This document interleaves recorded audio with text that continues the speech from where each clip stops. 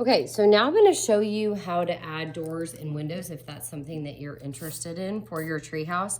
I went ahead and I made my vanishing points a little bit darker or bigger so that you can see.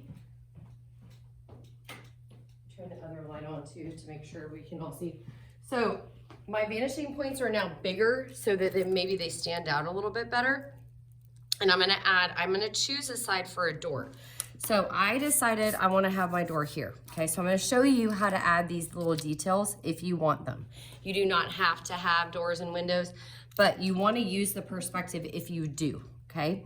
So just to make sense, like if I'm gonna add a window on a house, I'm never gonna add a square. Okay, I don't even know if you can see this, but that looks like none of the other things on my paper, like this isn't a square, that's not a square, that's not a rectangle, that is actually a triangle. But they're not all perfectly straight, okay? So because of depth, they're going to have some angles to them. So what I'm gonna do, I'm gonna decide where the top of my door should be. So I'm gonna put my pencil on my vanishing point. I'm gonna aim for where I want the top of my door and I'm gonna make a line. And I'm just gonna make it very light because I might decide I want to erase that line later on.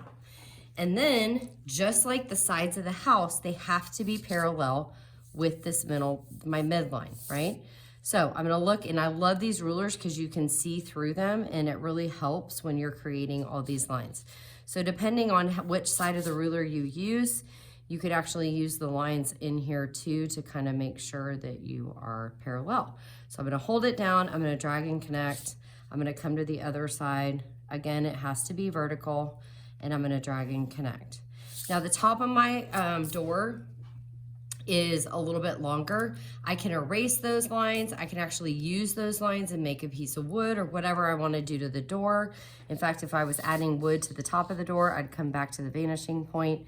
That's also how I would make my wood, and then I make the rounded edges, okay? So it's gonna show depth. That's how you make it look realistic. If I wanna add a window in my door, again, I'm gonna use my vanishing point. I'm gonna come here, I'm gonna make the top of the window. I'm gonna come here, I'm gonna make the bottom of the window. The sides of my window are gonna be parallel with my midline and all the lines next to them. There's a window, okay? Now, say I wanna make a big window on this side of the house. So I'm gonna do the same thing, now I'm on the opposite side. So I'm gonna come to this vanishing point.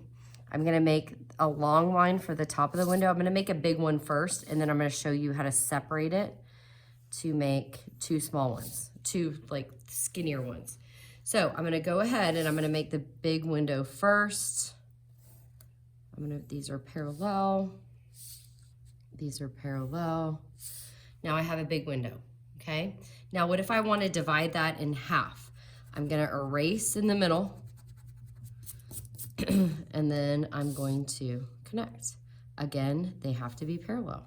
So I'm looking through the ruler. I'm always looking at my lines. I'm always making sure those lines are perfectly parallel, and then I have two windows. So you can add a lot of other things using that same technique. You can add siding to the side of your house.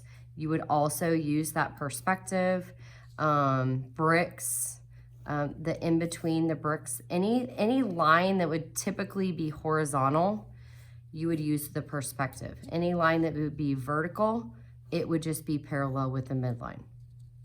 If you have any questions, feel free to let me know.